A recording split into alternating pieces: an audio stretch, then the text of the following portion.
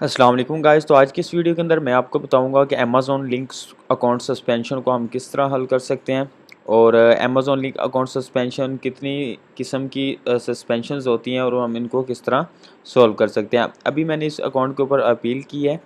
तो सबसे पहले मैं आपको दिखाता चलूँ इसकी परफॉर्मेंस नोटिफिकेशन के अंदर। इसके अंदर इसका account Amazon link account suspension में आया है। अच्छा, 2 तरह की सस्पेंशंस होती हैं। एक होता है नोन, एक अननोन। एक वो लिंक होती है जिसको आप जानते होते हो, ठीक है? एक वो होती है जिसको आप नहीं जानते होते। एक अकाउंट है जिसको आप जानते हो कि जिसके साथ लिंक हुआ है, उसे कहते हैं मतलब कि नोन। अगर जिसके साथ लिंक नहीं हुआ आपका अकाउंट, उसको कहते हैं अननोन लिंक अकाउंट सस्पेंशन, ठीक है? तो बहुत से लोग क्या करते हैं, अपनी तरफ से ही मेल्स और अपील्स को इधर-उधर से उठा के सबमिट कर देते हैं, जिसकी वजह से उनका अकाउंट पहले 2 डेज़ का होता है, उसके बाद 3 डेज़ होता है, उसके बाद 7 डेज़ के अंदर-अंदर उन्होंने आपको एक डेट देते हैं कि इस डेट के अंदर-अंदर आप करवा सकते हैं, अपील सबमिट कर सकते हैं। तो ये अगर मैं आपको दिखाता चलूँ, इसका अकाउंट जो रिस्क की जो सेक्शन 3 लगी है और इसका आईपी एड्रेस की वजह से आईपी एड्रेस भी होता है जिसके अंदर आपकी लैपटॉप की आईपी ट्रैप हो जाती है। अगर आप 2 अकाउंट्स को एट अ टाइम ओपन करते हो, तो तब भी आपका अकाउंट लिंक हो जाता है। अगर एक वाईफ़ाई के ऊपर 2 अकाउंट्स मेन एक्सेस ओपन करते हो, तब भी आपका अकाउंट लिंक हो जाता है। अगर आप सेम डिटेल्स यूज़ करते हो किसी पर्सन्स की, तो फिर भी आपका लिंक हो जाता है। सेम जीमेल यूज़ कर ली, वाईफ़ाई यूज़ कर लिया, नंबर यूज़ कर लिया, उसकी बैंक स्टेटमेंट्स वगैरह को सेम यूज़ कर लिया, तो उसके अंदर आपका क्या होता है, अकाउंट लिंक हो जाता है। तो इस प्रोसीजर से बचने के लिए मैंने आपको ऑलरेडी एक मेरी डिटेल के अंदर वीडियो है कि आप अगर इस चीज़ों को बचना चाहते हैं, आप चाइल्ड एक्सेस यूज़ करो। आप मेन अकाउंट्स को अगर खुद भी आपने यूज़ करना है तो चाइल्ड एक्सेस के ऊपर ही यूज़ करो। ये चीज़ को माइंड में रखो कि आपका जो अकाउंट है उसको आप ओपन ना करें, मेन अकाउंट को ओपन ना करें, ताकि किसी भी मामलात, कोई फ्रेंड आ जाता है, कोई आपका, आप रिश्तेदार के घर चले जाते हो कि उसका वाईफ़ाई वो भी अगर यूज़ कर रहा है, तो अनफॉर्चुनेटली आपका अकाउंट भी बंद हो सकता है और आपको बहुत ज़्यादा नुकसान हो सकता है। तो आईपी का जो इश्यूज़ हैं उससे बचने के लिए आप कभी भी मेन अकाउंट्स को एक ब्राउज़र के अंदर एक लैपटॉप के ऊपर ओपन मत करें। अगर फॉर एग्ज़ाम्पल अगर आपको ज़्यादा कोई है सिस्टम, आप वीपीएस यूज़ कर सकते हो, आरडीपी यूज़ कर सकते हो। तो आपको अगर ज़रूरत है तो परचेज़ वीपीएस आरडीपी भी मिल जाएगी। नीचे मेरा व्हाट्सएप नंबर मेंशन है, जो कि सब्सक्रिप्शंस हैं और सस्ती हैं। वीपीएस मिल जाता है $2-4 के अंदर। एक आईपी मिलती है और इसी तरह आरडीपी भी मिल जाती हैं। तो इसके हवाले से मैं आपको बताना चाह रहा था कि अब ये अकाउंट है, ये न्यू अकाउंट भाई ने बनाया है। तो इसके ऊपर ये इशू आया है कि उसका अकाउंट लिंक हो गया है।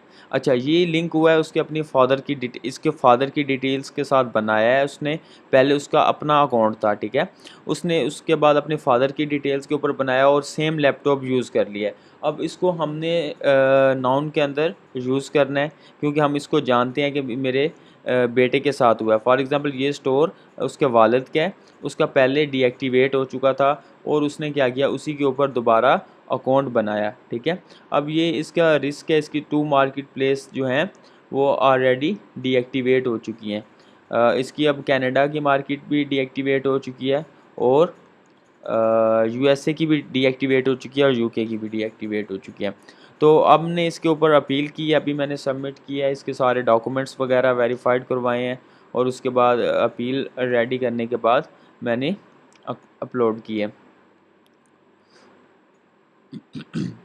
मैं आपको दिखाऊं, ये अभी रिस्क के ऊपर पड़ा है। ये मैंने अभी अपील सबमिट की है, पहले भाई वो खुद इसके ऊपर काम वगैरह कर रहे थे, ठीक है? ये अभी अपील की है, 1 to 2 बिज़नेस डेज़ के अंदर इसका अभी आंसर आ जाएगा और ये अकाउंट ओपन हो जाएगा। तो जो लिंक अकाउंट के हवाले से जो इश्यूज़ हैं, वो आपने कोशिश ये करनी है कि आप कभी भी सेम आईपीज़ यूज़ ना करो, सेम वाईफ़ाई यूज़ ना करो, आप डिटेल्स को यूज़ ना करो, ठीक है?